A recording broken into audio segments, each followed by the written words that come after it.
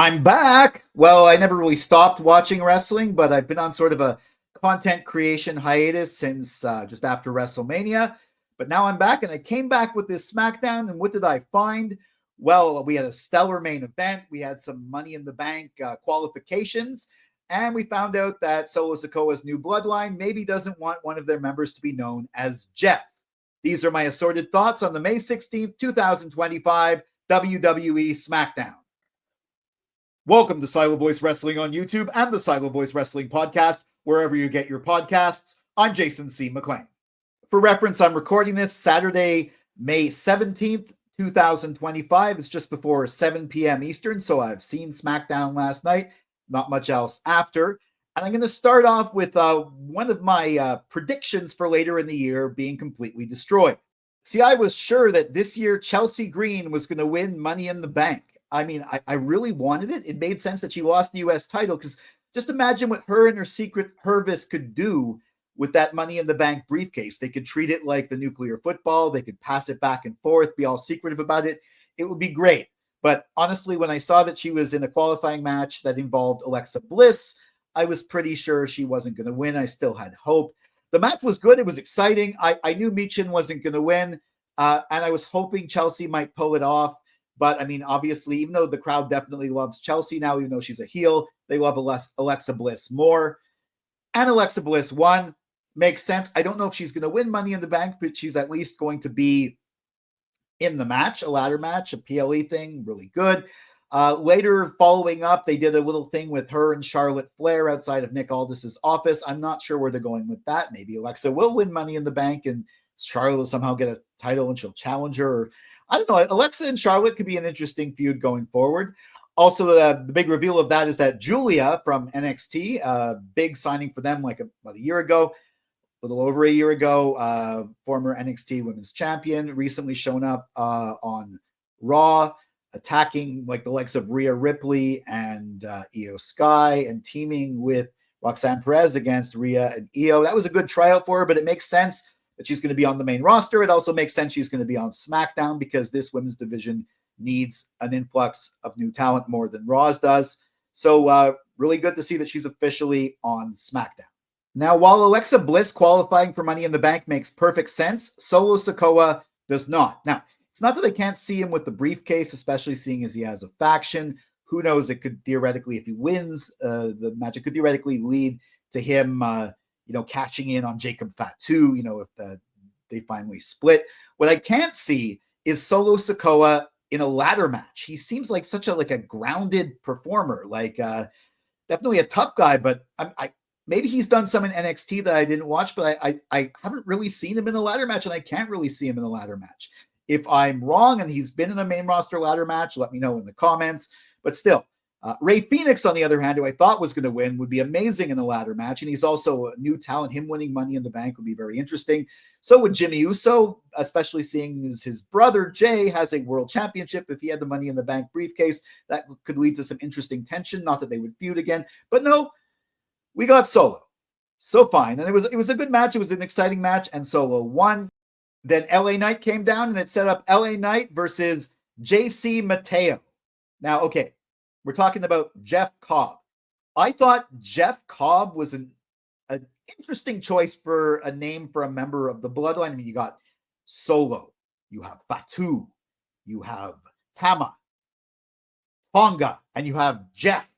Also, Jeff Cobb sounds like a country singer. Doesn't really sound like, someone. I mean, he's not Samoan. He's from Hawaii, but he definitely fits in with this group, but the name really didn't. But JC Mateo, I mean, I'm Jason C. McLean. Sometimes people call me JC.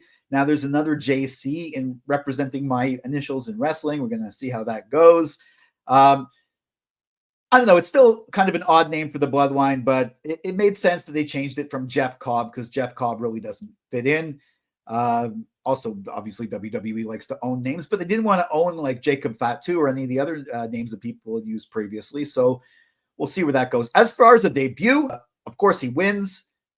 He looks really good in the ring. He definitely belongs on the main roster in WWE and with this faction. Him against LA Knight was a good match. Though I kind of hope LA Knight gets some wins. Who knows? Maybe he'll qualify for Money in the Bank next week. Though I know it's not going to be Shinsuke Nakamura, despite that promo they gave. I was kind of confused by that promo. I was like, what is he? Why is he talking about LA Knight? Now he's talking about Aleister Black. Oh, it's for Money in the Bank. I think Aleister Black is probably going to qualify. I don't know if he's going to win Money in the Bank, but I'm pretty sure he'll qualify. And speaking of Aleister Black, I did enjoy his match, his return match with Carmelo Hayes, and the subsequent beatdown by Miz and Melo was interesting because I'm wondering if maybe Aleister is going to get, someone to join him, or maybe he's kind of a spooky character. Maybe he'd join up with the Wyatt Six. There might be a bit of a fight for dominance between him and Uncle Howdy. Don't know how that's going to go, but Miz also has a history with the Wyatt Six. Interesting to see where they go with this. Also, this I think is a decent, the feud with Andrade was really good, except it just kept being the same match over and over again. Mixing the new guy, who's also an old guy, in with Miz and Melo is interesting. I think it's pushing Melo to another level. We'll see where this goes. Now, the main event, both unsurprisingly, but also surprisingly, was an excellent match. It was really exciting, way more exciting than I thought it was going to be.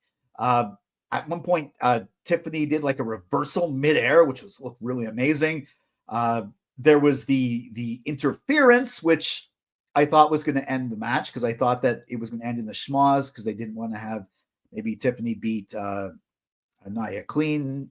But no, it wasn't a schmoz. Naomi came down with the chair, but then Jade came down. They took each other out. Obviously, they're continuing that. And when that happened, I started thinking, wait a second. Is Nia going to win? Especially when Tiffany was trying to pull her down and it turned into a really gnarly, like accidental looking annihilator. And I was like, oh my God, is Nia going to win? 1, 2, and Tiffany put her hand on the rope. That was great. I mean, like booking wise, I know that they don't want to have Nia have the championship at this point, although it could be an interesting choice, especially after Tiffany beat Charlotte. But still, the performance from both women, Nia in particular, but Tiffany also, like, I've heard other commenters say this, Nia is great with TV matches. Her PLE matches aren't necessarily the best, but her TV matches are excellent. This is an excellent match. And I think the ending where Nia goes for the chair and Tiffany just kicks the chair and gets the win, that was a great way to end it. I think it went a little bit longer than the normal runtime of the show. But because I remember like it started like with 15 minutes to go, according to my watch, although I was watching in Canada on Netflix, so maybe it started a bit late for me. I don't know. Excellent main event, really surprisingly good. I thought that was a really great way to end the show. And also, Tiffany, I think this is the first time she's beat Nia clean in a full match. I think the last time when they had a rematch, it turned into a schmoz finish or a DQ or something like that. Correct me if I'm wrong in the comments, but I think this was the first time. And this and her beating Charlotte Flair clean at WrestleMania really solidifies her championship. Now, normally when somebody wins their first championship with a Money in the Bank cash-in, it's not really their legitimate championship. They keep it for a little while, but then when they come back and beat someone for it again, that's their real legitimate championship. But I think we don't need to do that with Tiffany. She's beat Charlotte Flair clean at WrestleMania. She's beat the one she cashed in on Nia Jax clean in a hell of a match. I think that Tiffany is now solidified as like a real champion, even though the reign started with a cash-in. Let's see where it goes from here. I'm not sure how long she's going to keep it, but I think she's going to keep it at least for a little while. Very pleasing main event. I also enjoyed Fraxium versus DIY. Fun match. They're really establishing Fraxium. I think this was one of the better uses of a surprise roll-up victory that I've seen in a while. It's kind of overused, but it made sense here. And Fraxium, they've beaten the Street Profits. They've beaten DIY. I think Pretty Deadly, Lasgard. Yeah, they definitely deserve a championship match. I kind of found it funny how the Street Profits were pitching it like, you don't even have to wait to Money in the Bank or to Saturday night's main event. It's going to be next week, but Saturday night's main event is next week. It just means it's going to be on SmackDown. Way to sell the fact that it's not going to be on a big show. Anyways, you know what? Street Profits matches on SmackDown are actually quite good. And I found out that SmackDown's coming to Montreal. I got tickets on August 8th, and that's the SmackDown right after SummerSlam. So I'm hoping some good matches get left off the SummerSlam card that I get to see live in Montreal. And Anyways, though, we'll see where this goes. I don't think Fraxium's going to win the championship this time, but they might at some point in the near future. Damian Priest's video promo and Drew McIntyre's subsequent in-ring promo were all that was really needed to set up a cage match at Saturday night's main event. They didn't have to interact at all. They might next week. I think this feud is, this is kind of the blow. They had the WrestleMania match, then they had the four-way match. This might not be the blow-off. I thought they were almost setting up for Hell in a Cell, but I guess you can't do that on TV.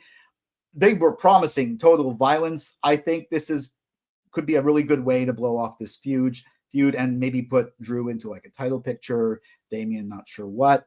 But yeah, good promos on both counts. I was definitely happy to see it, and I am looking forward to this match. I also loved R-Truth's interview with Wade Barrett. He was perfectly in character, and he was basically saying that that wasn't really John Cena. He still supports John Cena, and of course, it set up a match that I really want to see at Saturday night's main event: the undisputed WWE champion John Cena against R-Truth. Now, they haven't said anything about this being a championship match. I doubt the title's on the line. R-Truth is, by all like logical metrics, if it wasn't just a wrestling thing where the champion says, I'm giving you a title shot, by all logical metrics, R-Truth does not deserve a undisputed WWE championship title shot. But I think this is going to be excellent because I love the fact that R-Truth is fighting to defend the John Cena he believes in and to beat that into the current version of John Cena. So I would love if there was a stipulation like the title's not on the line, John Cena, but if I beat you, you have to go back to being how you were. I don't know. I thought I was wondering why Truth interfered at Backlash and the subsequent thing with the table. I was like, are they setting up John Cena versus R-Truth? Yes, they are. And John Cena is selecting his opponents like behind the scenes. So I think giving this spot to R-Truth is a perfect way to blow things off. And I think John Cena is going to win. I doubt he's going to turn babyface, but who knows? This might down the line help him turn babyface. I will do predictions for SNME, so I'll talk more about that then. But again, this was a very fun development on SmackDown. And these were my assorted thoughts on the May 16th, 2025 WWE Smackdown. Now, a few other things to add. Yes, I know there was the whole bit with Santos Escobar looking to have a dinner with Berto. I am not that interested in the Legado del Fantasma stuff. Maybe it will get interesting. It's not that they're not good workers. They're good in the ring. Just the storyline really has fallen flat. Also, Joe Tessitore really brings that gravitas to his performance. I think I've said that before, and him and Wade Barrett are excellent. I know Cole and McAfee are the A-team. They're on Raw. They're on Netflix in the States and everywhere. Not just on Netflix everywhere in USA and the States, but still, I think Joe Tessitore really, he just constantly reminds me as to how much gravitas he brings to it. So an excellent job. And we'll see where we go from there. We were setting up Saturday night's main event. We're setting up Money in the Bank, and we had a killer main event. Did you agree with my assorted thoughts? Let me know in the comments. Follow at Silo Voice Wrestling on Facebook and Instagram, at Silo Wrestling on X, and me at Jason C. McLean on X and Instagram. And also jasoncmclean.bsky.social on Blue Sky.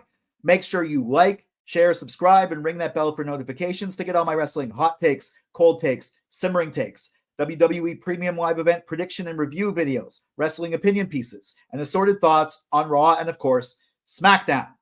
Now I'm back on the saddle. I'm not just watching, I'm doing my content. There is going to be new types of content coming out. Also, I'm considering launching a Patreon so people can donate so that I can have an editor. Because the hardest thing of doing this, not the hardest thing, but the most time-consuming thing of this isn't watching the wrestling, though SmackDown is 3 hours, going to go to 2, or having opinions on it or even saying it. It's, getting all the images ready, the editing, all that. So if I might launch a Patreon to get an editor. But until then, I'll be back with my assorted thoughts on Raw. For Silo Voice Studios in Montreal, I'm Jason C. McLean.